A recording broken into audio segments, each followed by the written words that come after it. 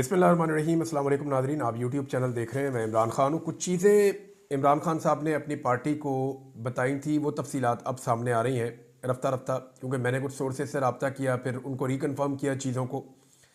तो एक तो इमरान खान साहब ने नोटिस लिया था, शिबली फराज साहब का एक बयान छप गया था डॉन अखबार में कि 31 तारीख की कोई ऐसी हार्ड डेडलाइन नहीं है कि 31 जनवरी के बाद मुज़ाकरात नहीं होंगे, 31 जनवरी के बाद भी मुज़ाकरात हो सकते हैं।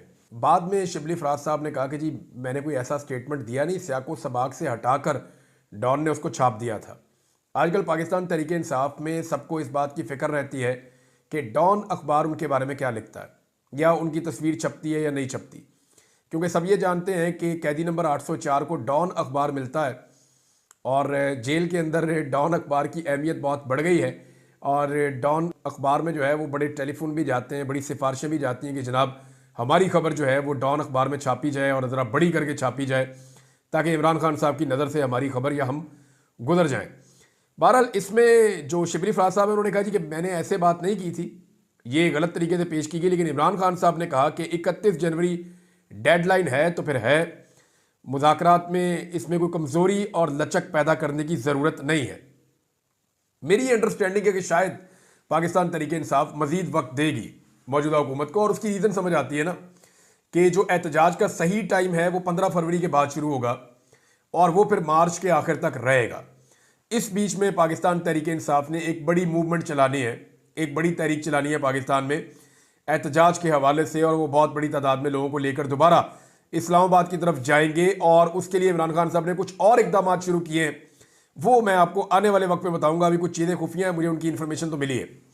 मोहसिन नकवी से जो पुरतपाक मुलाकातें होती हैं खैबर पख्तूनख्वा के वज़ीर आला की, उस पर इमरान खान साहब ने माइंड किया और उन्होंने कहा कि सूबा चलाने के लिए अगर इस शख्स को मिलना भी पड़े तो एहतजाजी किस्म की मुलाकात होनी चाहिए।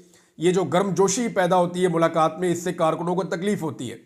हमारे कारकुनों पे जो जुल्म और जबर हुआ है उसमें ये शख्स शामिल है और ये कत्लेआम का हिस्सा है और हमने इसके ऊपर FIR भी करवानी है। लिहाजा इससे जब भी मिले खैबर पख्तूनख्वा के लोग या हुकूमत, तो एक फासला रख के मिले और ऐसा तासुर नहीं जाना चाहिए कि जैसे बड़ी गर्मजोशी है मुलाकात के अंदर। फिर इमरान खान साहब ने शेर अफजल मरवत साहब के हवाले से, मैं अब आपको खबर दे देता हूँ क्योंकि शोकाज नोटिस जारी हो गया है, उनके हवाले से इमरान खान साहब ने कहा कि इनको पार्टी से निकाल दें। इस पे अली अमीन गंडापुर साहब ने इमरान खान साहब को कहा कि खान साहब पहले भी आपने कहा था कि इनके खिलाफ एक्शन लिया जाए, और फिर जब उस वक्त उमर अयूब साहब ने एक्शन लिया तो सारा मलबा उमर अयूब पे पड़ गया, क्योंकि आपने बाद में जो है वो कुछ सिफारिशें सुनते हुए आपने मौका दे दिया शेर अफजल मरवत को, और उमर अयूब के ऊपर बहुत मलबा गिरा था, उनकी बड़ी बदनामी हुई थी और सोशल मीडिया पे उनकी बड़ी तबाही फिर गई थी। तो इस पे इमरान खान साहब ने कहा कि अब ऐसा कुछ नहीं होगा, आप लोग फौरी तौर पर शोकाज नोटिस जारी करें और उनको पार्टी से निकालें। ये जनाब अब तक की सूरत हाल में इमरान खान साहब का ये हुक्म है। शेर अफजल मरवत साहब के लिए मैं कोई अच्छा फील नहीं कर रहा, उसकी वजह यह है कि इन्होंने बड़ी मेहनत की है, बड़ा जोर लगाया है। बेशक पार्टी के कुछ लोग उनके बारे में ये बयानियां रखते हैं, और मैंने एक अदा बताया भी पिछले दिनों कि कुछ लोगों का ये दावा है कि शेर अफजल मरवत साहब जो है उनको फ्री हैंड मिला था और हमें फ्री हैंड नहीं मिला था। ये बात अपनी जगह पे, लेकिन फिर भी अगर आप उनकी उन दिनों की कारकर्दगी देखें और भाग दौड़ देखें तो शेर अफजल मरवत ने भाग दौड़ तो की है, और वो एक जरूरतमंद आदमी है और वो एक हिम्मत वाला आदमी है। लेकिन शेर अफजल मरवत साहब ने पार्टी के अंदर इतनी ज़्यादा लड़ाइयाँ की हैं और उनकी अपनी एक शख्सियत ऐसी है, वो किसी न किसी पंगे में या फंस जाते हैं या फंसा दिए जाते हैं या अपनी वजह से फंस जाते हैं। बहरहाल इस वक्त सिचुएशन उनके लिए इतनी अच्छी नहीं है। अगर वो इस मरतबा अपने आप को पार्टी के अंदर कायम रखने में कामयाब हो गए तो ये उनकी एक बहुत बड़ी कामयाबी होगी। जिस तरह की मुझे इमरान खान को मिलने वाले लोगों ने बात बताई है, दो मुख्तलिफ लोगों ने, जिस तरह से उन्होंने मेरे सामने सूरत हाल रखी है, उसमें तो उनके लिए अच्छी खबर नहीं है। और बाकायदा इमरान खान साहब को कहा गया जी पहले भी आपने छोड़ दिया था, और ये वज़ीर आला खैबर पख्तूनख्वा ने कहा, तो इस पे इमरान खान साहब ने कहा कि अब ऐसा नहीं होगा। दूसरी एक और चीज़ बड़ी कंफर्म की गई है कि इमरान खान साहब ने कहा कि मैं किसी से मुलाकात नहीं करूंगा, ऐसे किसी बंदे से जो मुझे मिलने की ख्वाहिश रखता है।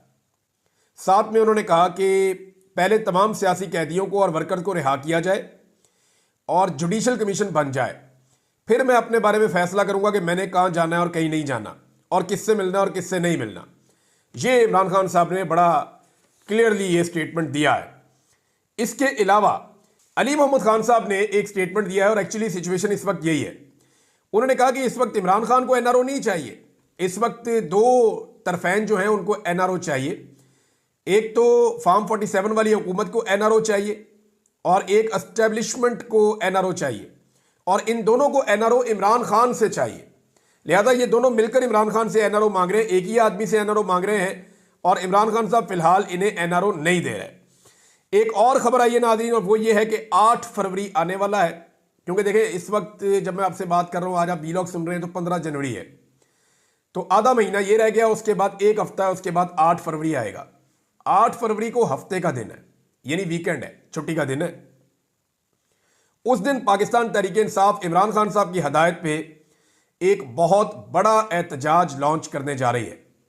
8 फरवरी को पाकिस्तान तहरीक इंसाफ पूरे मुल्क में एहतजाज करेगी, बहुत बड़ा एहतजाज करेगी, क्योंकि इसको ब्लैक डे के तौर पे पाकिस्तान तहरीक इंसाफ मनाएगी। और इस दिन जितने लोगों का वोट छीना गया, यानी जितने लोगों ने वोट डाला और उन्होंने वोट डाला किसी और को, और बाद में फॉर्म 47 के मुताबिक हुकूमत किसी और को दे दी गई, उन तमाम लोगों को, वोटरों को इमरान खान साहब ये पैगाम भिजवाएंगे कि आप अपने मैंडेट की वापसी के लिए निकलें और निकलकर एहतजाज रिकॉर्ड करवाएं। तो 8 फरवरी को पहले भी इनकलाब आया था 2024 में। मैं उसको इसलिए इनकलाब कहता हूं कि अगर कोई सॉफ्ट रेवोल्यूशन हो सकती है तो वो वोट की पर्ची के जरिए से आती है, और वो आ चुकी है। यानी इस वक्त पाकिस्तान में ज़्यादातर हुकूमतें जाली हैं। जो आपका सदर पाकिस्तान है वहाँ से आप शुरू हो जाएं तो वो जाली MNAs और MPAs के इनके वोटों से वो बना हुआ है। अगर आप वज़ीर आज़म पे आ जाएं तो वो 18 सीटों वाला है, वो भी ज़बरदस्ती और जाली का बना हुआ है। अगर आप हुकूमतों के ऊपर आ जाएं तो पंजाब हुकूमत, फेडरल गवर्नमेंट और बलूचिस्तान गवर्नमेंट, ये तीनों तो स्टेट अवे 2 नंबर तरीके से बनी है। जबकि सिंध हुकूमत में भी पाकिस्तान पीपल्स पार्टी को हुकूमत बनाने में बड़ी दुश्वारियों का सामना करना पड़ता अगर फ्री एंड फेयर इलेक्शन हो जाते तो। अब सूरत हाल ये है कि 8 फरवरी को ब्लैक डे मनाया जाएगा, पूरे मुल्क में एहतजाज होगा। हर वो शख्स जिसके वोट के ऊपर डाका डाला है वो बाहर निकलेगा, और ये हफ्ते का दिन है, वीकेंड का। तो इस पे इमरान खान साहब एक बड़े एहतजाज का मंसूबा बना रहे हैं, और ये आपको आने वाले वक्त में पता चल जाएगा। एजाज चौधरी साहब के प्रोडक्शन ऑर्डर्स को लेकर यूसुफ रजा गिलानी साहब बड़े दिल बर्दाश्ता हो गए।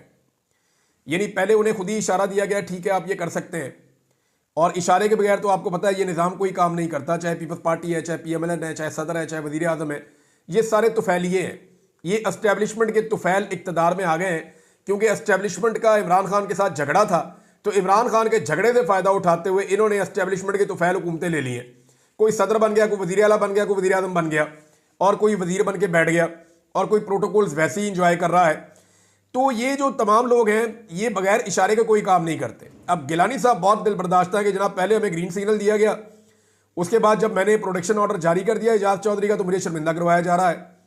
एक जो सुपरिटेंडेंट ऑफ जेल है वो मेरी बात नहीं सुनता, ऊपर से उन्होंने लेटर भी जारी कर दिया, जनाब जाओ जाके जो है वो महकमा दाखिला से बात करो, होम डिपार्टमेंट से, उसके बाद हमारे पास आना। तो चेयरमैन सेनेट की औकात इतनी रह गई है कि वो अपने आईने पाकिस्तान और कानून के मुताबिक वो अपने प्रोडक्शन ऑर्डर जारी करता है, जैसे कि हमेशा होते रहे। शहबाज शरीफ के लिए जारी होते थे, वो पहुंच जाते थे असेंबली। हमजा शहबाज के लिए हमेशा प्रोडक्शन ऑर्डर जारी होते रहे, परवेज इलाही पंजाब में करते रहे, स्पीकर थे, वो पहुंच जाते थे असेंबली। लेकिन यहाँ पे जो चेयरमैन सेनेट है उनके जो प्रोडक्शन ऑर्डर उन्होंने जारी किए उनको रद्दी की टोकरी में फेंक दिया मरियम नवाज ने, और उन्होंने जनाब एजाज चौधरी साहब को सेनेट के इजलास में नहीं आने दिया। अब वो बड़े दिल बर्दाश्त हैं, वो वहाँ पे आए भी नहीं दोबारा, और उन्होंने ये शिकायत की है। तो मोहसिन नकवी ने मेरी इतला के मुताबिक उन्हें यकीन दहानी करवाई है कि जनाब आपके प्रोडक्शन ऑर्डर पे जो है वो जल्द अमल दरामद हो जाएगा, आपको हम ज़्यादा देर तक शर्मिंदा नहीं करवाएंगे। अब नाज़रीन अजीबोगरीब खबरें रोज़ाना आती हैं, उनमें से एक बहुत अजीबोगरीब खबर मेरे पास है, वो पहले मैं आपको बता दूं, वो ये है, और ये खबर दी है 2 लोगों ने।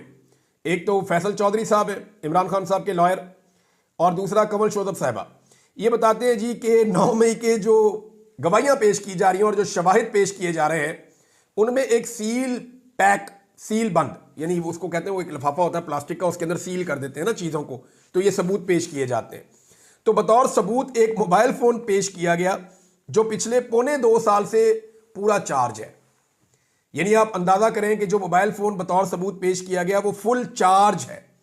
यानी किसी वक्त अगर उससे तहकीकात की गई हैं तो उसके बाद उसको सील कर दिया गया ना। अब वो सील चीज़ को चार्ज तो नहीं किया जा सकता, लेकिन एक ऐसी बैटरी ईजाद की गई है कि वो फुल चार्ज है। इससे पहले हम लतीफ़े सुनते रहे हैं कि पुलिस वाले मेज़ के नीचे छुप गए, पर्दे के पीछे छुप गए, कुर्सी के नीचे लेट गए, और पुलिस वालों ने वहाँ पे लेट के छुप के 4 खुफिया बैरियर्स पार करके सलमानी टोपी पहन के उन्होंने आके इमरान खान साहब का सारा मनसूबा सुन लिया। तो मजायका खेज किस्म के स्टेटमेंट ये पहले भी देते रहे हैं। कोई शवाहिद 9 मई के ऐसे अब तक जमा नहीं करवा पाए जिनके बदौलत या जिनकी वजह से इमरान खान साहब को फिक्स किया जा सके, और कोई एक ऐसी गवाही भी इनको अभी तक नहीं मिली। यानी इतने सारे बंदे जो हैं वो मिलिट्री कोर्ट से उनको सजाएं हुई हैं, और मिलिट्री कोर्ट जितनी मुतनाज़ बन गई हैं, यानी मुझे हैरत हो रही है कि अपने बनाए हुए आईनी बेंच के अंदर मिलिट्री कोर्ट को वहां डिफेंड करना मुश्किल हो गया। वहां पे जो जजेस सवालात उठा रहे हैं, ख्वाजा हारिस साहब जवाब ही नहीं दे पा रहे, एक सवाल का जवाब ठीक नहीं आ रहा। यानी वहां पे सवालात किस नौयत के उठाए गए, आप हैरान हो जाएंगे कि जनाब इससे पहले और बहुत सारी चीजें वो मिलिट्री कोर्ट में क्यों नहीं गई। बहुत सारे केसेस जजों ने निकाल के सामने रख दिए और उसका किसी के पास कोई जवाब नहीं था। तो टेक्निकल चीजें बहुत सारी निकाल के रखी, बहुत सारी पुरानी मिसालें निकाल के जजों ने सामने रखी। जो चीज जज साहिबान पूछते हैं उसका जवाब ही नहीं होता, और कोई सबूत अभी तक कंक्रीट वहां पे ऐसा नहीं रखा जा सका जिसकी बुनियाद के ऊपर, या कोई ऐसे दलाइल नहीं दिए जा सके जिसकी बुनियाद के ऊपर जस्टिफाई किया जा सके। सिर्फ जस्टिस अमीनुद्दीन खान साहब हैं और वो दिलो जान से मिलिट्री कोर्ट की हमायत में उनके आते हैं जो रिमार्क्स हैं। अदरवाइज बाकी सारे रिमार्क्स जो हैं वो दूसरी तरफ के ऐसा लगता है कि मिलिट्री कोर्ट्स के सारे अगेंस्ट हो गए हैं। और अगर ये उड़ जाता है सारा मामला तो फिर इन लोगों के 2 साल वापस कौन करेगा, जिन्होंने इस तकलीफ में और अजियत में ये 2 साल गुजारे हैं कैद के अंदर, इनके 2 साल वापस कौन करेगा।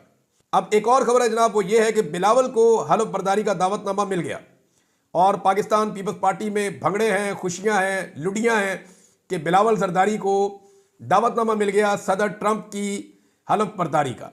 अब ये इसके लिए बड़ी कोशिश की गई है, बड़े हाथ पांव मारे गए हैं, बड़ी लॉबिंग की गई है, बड़े बंदे इस्तेमाल किए गए हैं, बड़ा पैसा इन्वॉल्व किया गया है और बिलाखिर बिलावल जरदारी के लिए हासिल कर लिया गया है एक दावतनामा।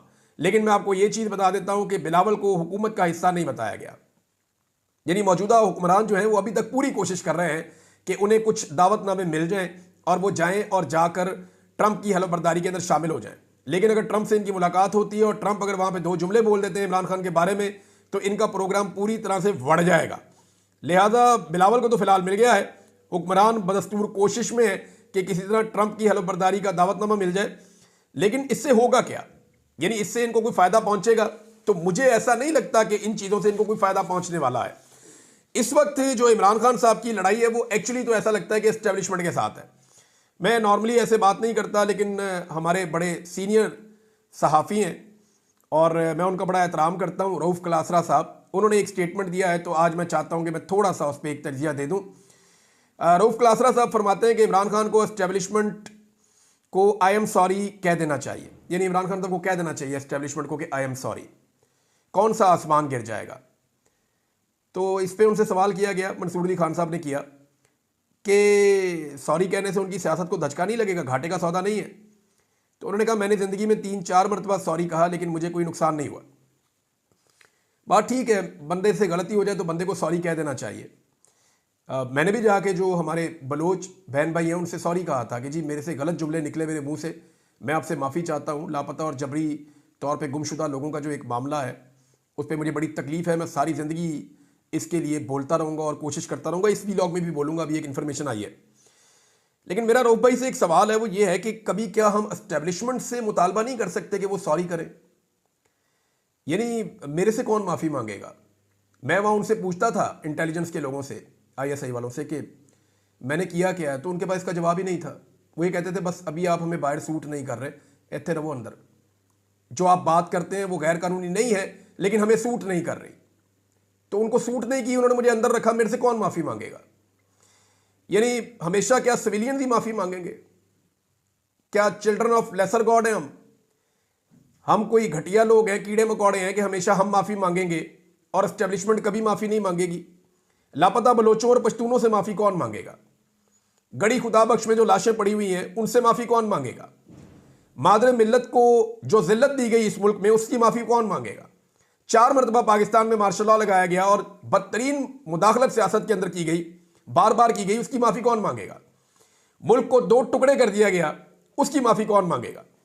यानी कमज़ोर को माफ़ी मांगने की तरगीब देने से बेहतर है कि मजलूम का साथ दे देंगे। मैं ये नहीं कह रहा कि इमरान खान साहब ने कोई गलती नहीं की, मैं क्लियरली कहता हूं कि उनकी भी गलतियां हैं।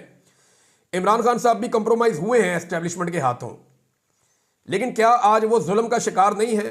क्या उनके खिलाफ जो है वो झूठे मामला नहीं घड़ के लाए गए सामने?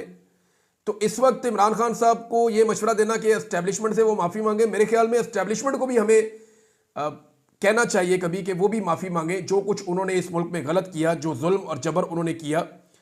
यानी कम से कम जो जबरी तौर पे लापता लोग हैं पाकिस्तान भर में, और ये पॉलिसी कभी काम नहीं करेगी, इससे बहुत तकलीफ होती है लोगों को। तो इन चीज़ों के ऊपर कभी एस्टेब्लिशमेंट को भी हमें कहना चाहिए कि वो भी माफ़ी मांगे कौम से, और माफ़ी मांगने के बाद जो है वो आगे बढ़े। जिन लोगों के साथ ज्यादती हुई, खास तौर पे शहीद अरशद शरीफ के साथ जो कुछ हुआ इस मुल्क में, उस पर माफ़ी कौन मांगेगा? यानी वो उसका पॉइंट ऑफ व्यू था ना अरशद शरीफ का, वो अपना पॉइंट ऑफ व्यू दे रहे थे, लेकिन उनको मजबूर किया गया कि वो इतने परेशान हो गए कि मुल्क छोड़कर बाहर चले गए। साबिर शाकिर से माफ़ी कौन मांगेगा?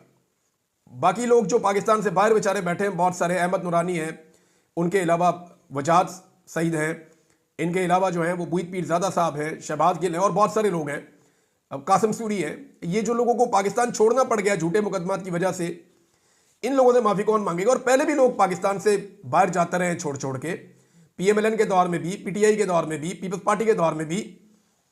यानी हमेशा क्या सियासतदान माफ़ी मांगेगा और कमज़ोर आदमी माफ़ी मांगेगा? एस्टेब्लिशमेंट को भी अपने किए की माफ़ी मांगनी चाहिए, और उनको भी हमें यह मशवरा देना चाहिए कि वो माफ़ी मांगे।